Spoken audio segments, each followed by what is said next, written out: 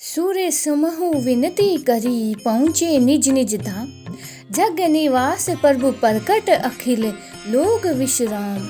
वे प्रकट कपाला दीन दयाला कौसल्या हितकारी। हर्षित महतारी मुनि मनहारी अद्भुत रूप विचारी।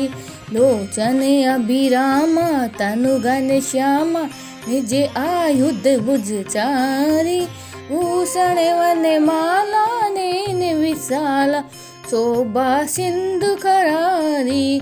जय श्री राम। आप सभी को विजयदशमी की ढेर सारी शुभकामनाएं। बुराई पर अच्छाई की जीत और असत्य पर सत्य की जीत का उत्सव होता है विजयदशमी का उत्सव। और इस दिन माँ कात्यायनी दुर्गा ने देवताओं के अनुरोध पर महिषासुर नामक के दैत्य का वध किया था। तब से इस दिन विजय उत्सव मनाया जाता है। जानने लगा है, इस कारण इसे विजयदशमी भी कहते हैं।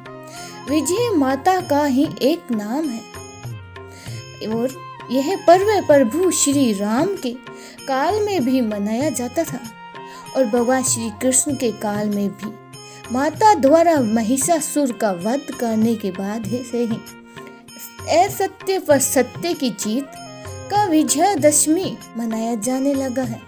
श्री वाल्मीकि रामायण के अनुसार भगवान श्री राम ने ऋषि मुख पर्वत पर अश्विन प्रतिपदा से नवमी तक आदि शक्ति की उपासना की थी। इसके बाद भगवान श्री राम इसी दिन के स्कंधा से लंका के लिए रवाना हुए थे।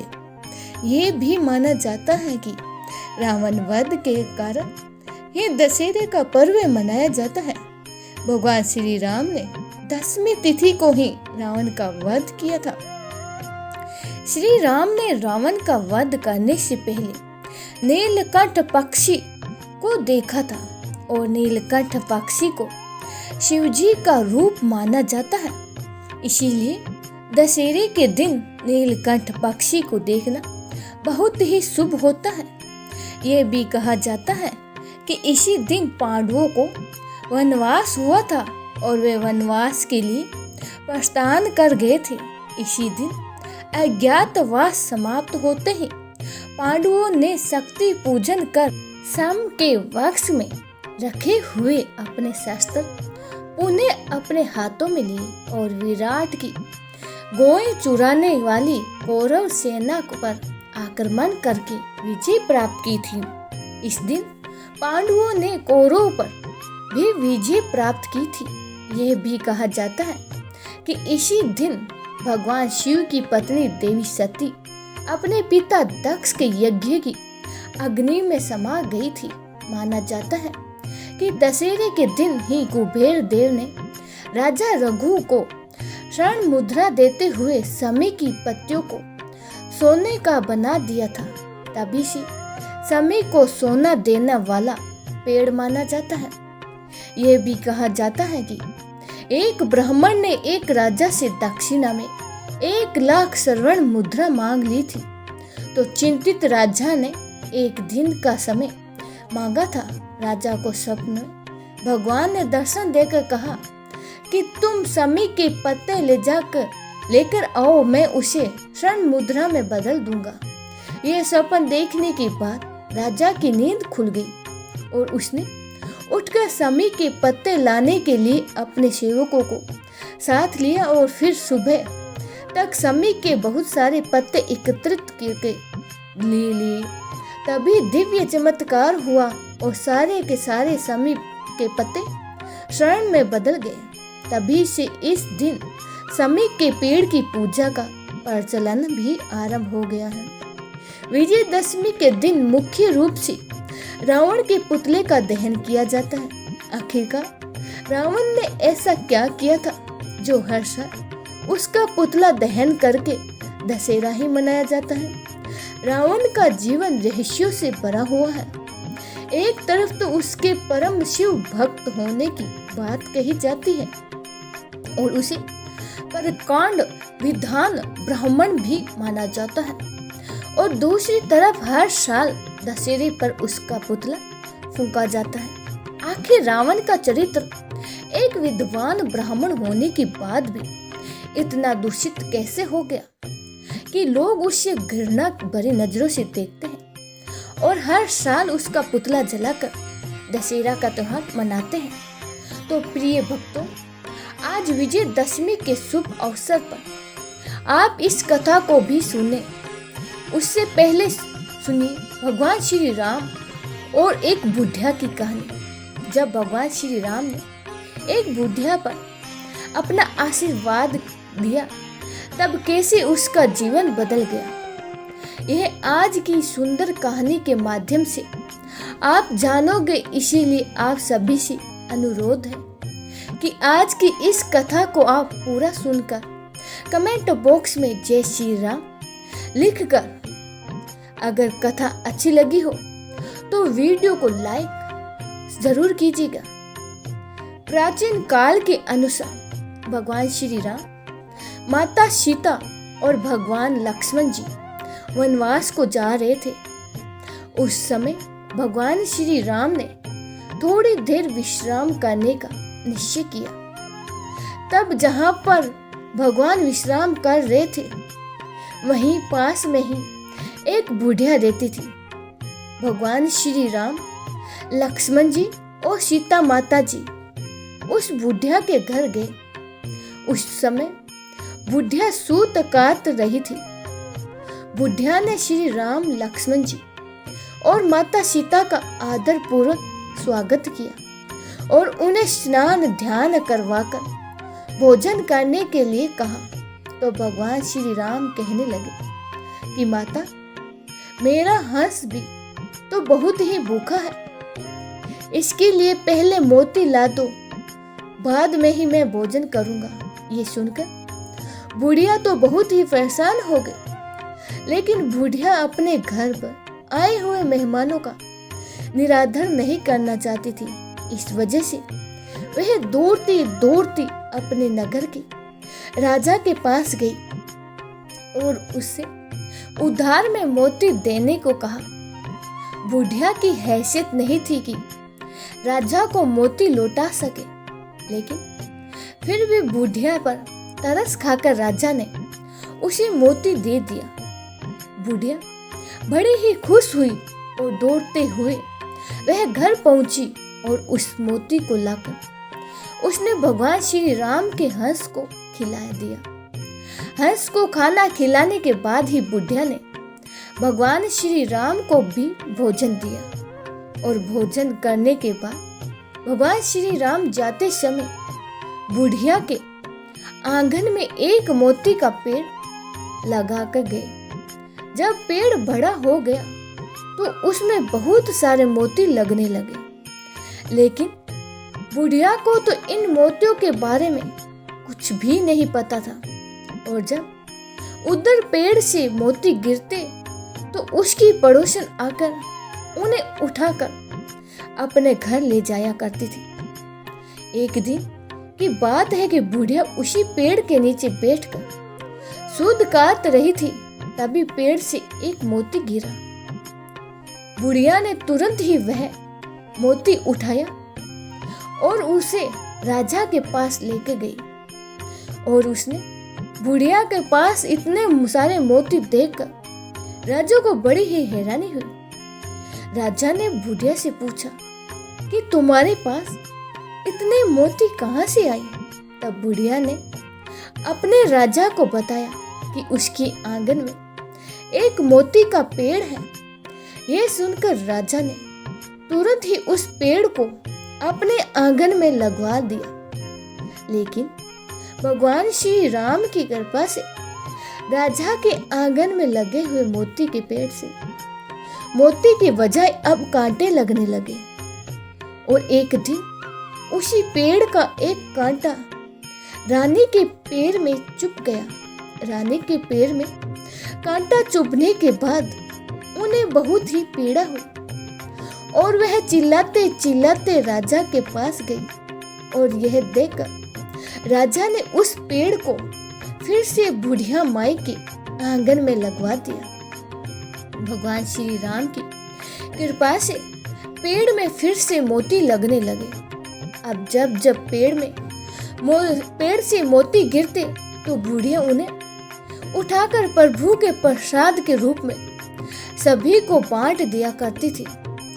तो प्रिय भक्तों, इस तरह से भगवान श्री राम ने उस बुढ़िया पर जैसे कृपा की, इस कहानी को कहते सुनते और हुंकार भरने वाले सभी भक्तों पर हे प्रभु आप वैसे ही कृपा करना जैसे आपने उस बुढ़िया माई पर करी। प्रेम से बोलिए मर्यादा पुरुषोत्तम भगवान श्री राम की जय हो, बुढ़िया माई की जय हो। श्री वाल्मीकि रामायण में बताया गया है कि रावण पुलस मुनि के पुत्र महेश्वरी विश्वा और राक्षसी कैकसी का पुत्र था। रावण के जन्म की कहानी आरंभ होती है समुद्र मंथन से निकले अमृत को पीकर, जब देवतागण राक्षस से अधिक शक्तिशाली हो गए और हर युद्ध में उन्हें पराजित करने लगे, तो राक्षसों को चिंता होने लगी कि इस तरह तो उनके समूचे कुल का नाश हो जाएगा और राक्षसों के साम्राज्य का अंत हो जाएगा। तब सर्वे सम्मति से राक्षसों के बीच में से इस बात पर सहमति बनी थी राक्षसों की पुत्री ऐसे शक्तिशाली पुरुष को जन्म दे जो ब्राह्मण भी हो और राक्षसों के कहने पर देवताओं के साथ युद्ध करके उन्हें हरा भी सके। मन में यही विचार कर लिए और राक्षस राज सुमाली अपनी पुत्री कैकसी के पास पहुंचा और उससे कहा, पुत्री अब तुम विवाह योग्य हो चुकी हो और मेरे भय के कारण कोई सुयोग्य तुम्हारा हाथ नहीं मांगेगा, मेरे पास नहीं आता। इसीलिए मैं चाहती हूँ कि तुम राक्षस वंश के कल्याण के लिए महापराक्रमी ऋषि विश्वा से विवाह करो और एक तेजस्वी और पराक्रमी बालक को जन्म दो। कैकसी ने अपने कर्तव्य का पालन किया। अपने पिता से आज्ञा लेकर वह ऋषि विश्वा से मिलने के लिए पाताल लोक से पृथ्वी लोक को निकल पड़ी। पृथ्वी लोक तक पहुंचते पहुंचते कैकसी को काफी समय लग गया और इसी कारण वह शाम को जब दोनों वक्त मिले ऋषि विश्वा के आश्रम पर पहुंची। यहाँ आकर कैकसी ने ऋषि विश्वा के चरण स्पर्श किया और फिर अपने मन की इच्छा उन्हें बताई। कैकसी की बातों को सुनकर ऋषि विश्वा उससे विवाह करने को तैयार हो गए, लेकिन साथ ही उन्होंने कैकसी से यह बात भी कही कि तुम की बेला में मेरे पास आई हो, इसीलिए मेरे पुत्र पूर्व और बुरे कर्म करने वाले होंगे और उनकी शकल भी राक्षसों जैसी होगी, लेकिन मेरा तीसरा पुत्र मेरी तरह धर्मात्मा होगा। और फिर इस तरह ऋषि विश्वा और कैकसी ने रावण, कुंभकर्ण और पुत्री शूर्पणखा को जन्म दिया। सबसे आखिर में और तीसरे पुत्र के रूप में धर्मात्मा विभीषण का जन्म हुआ। लंका का राजा रावण अत्यंत ही शक्तिशाली और विद्वान था। उसे शिव भक्त, वेदों का ज्ञाता और महान योद्धा भी माना जाता था, लेकिन वह अत्यधिक ही अहंकारी और दुराचारी हो गया था। उसकी बहन शूर्पणखा का अपमान श्री राम और लक्ष्मण जी ने किया था, जिसके बाद बदला लेने के उद्देश्य से रावण ने छल पूर्वक भगवान श्री राम की पत्नी सीता जी का अपहरण कर लिया था और उन्हें वह लंका में ले आया। सीता जी को रावण ने अपने महल के बगीचे अशोक वाटिका में रखा, जहां वह उन्हें बार बार अपनी पत्नी बनाने के लिए कहता था, लेकिन सीता जी ने इस प्रस्ताव को ठुकरा दिया और केवल श्री राम की प्रतीक्षा की। उधर जब श्री राम जी को सीता जी के अपहरण का पता चला तो वह उन्हें ढूंढने के लिए निकल पड़े। रास्ते में उन्हें हनुमान जी और सुग्रीव जी जैसे मित्र मिले, जिनकी सहायता से श्री राम ने वानर सेना का निर्माण किया। हनुमान जी ने लंका जाकर सीता जी का पता लगाया और फिर श्री राम और उनकी वानर सेना समुद्र पार करके लंका की ओर बढ़ी। समुद्र पर राम सेतु का निर्माण कर श्री राम, लक्ष्मण और वानर सेना लंका पहुंची, जहां रावण से युद्ध आरंभ हुआ। लंका पहुंचने के बाद राम और रावण की सेना के बीच भयंकर युद्ध शुरू हो गया। इस युद्ध में रावण की ओर से उसके शक्तिशाली भाई कुंभकर्ण और मेघनाथ और लंका के अन्य योद्धा लड़े, जबकि श्री राम की ओर से हनुमान, लक्ष्मण, सुग्रीव, अंगद और वानर सेना थी। युद्ध में श्री राम ने भाई लक्ष्मण जी की गंभीर रूप से घायल हो गए थे, लेकिन हनुमान जी संजीवनी बूटी लेकर उन्हें बचा लाए। कुंभकर्ण जो एक अत्यंत ही शक्तिशाली राक्षस था, उसी रावण ने जगाकर युद्ध में भेजा। वह अपनी विशाल काया से युद्ध के मैदान में आतंक मचाने लगा, लेकिन आखिरकार वह भी श्री राम के हाथों मारा गया। इसके बाद रावण का पुत्र मेघनाथ, जो अत्यधिक ही मायावी था और देवताओं को भी हराने की सामर्थ्य रखता था, वह युद्ध में उतरा। मेघनाथ ने अपनी मायावी शक्तियों से लक्ष्मण को गंभीर रूप से घायल कर दिया, लेकिन लक्ष्मण अनंत उसकी छल पूर्व चालों को विफल कर उसे मार गिराया। जब रावण के सभी योद्धा मारे गए, तब वह स्वयं ही युद्ध के लिए मैदान में उतरा। रावण के पास अत्यधिक शक्ति थी। उसके 10 सिर और 20 भुजाएं उसे अजय बनाते थे। श्री राम और रावण के बीच भयंकर युद्ध हुआ था। रावण बार बार अपनी शक्तियों का प्रयोग करता, लेकिन भगवान राम उसके हर प्रहार का विफल कर देते।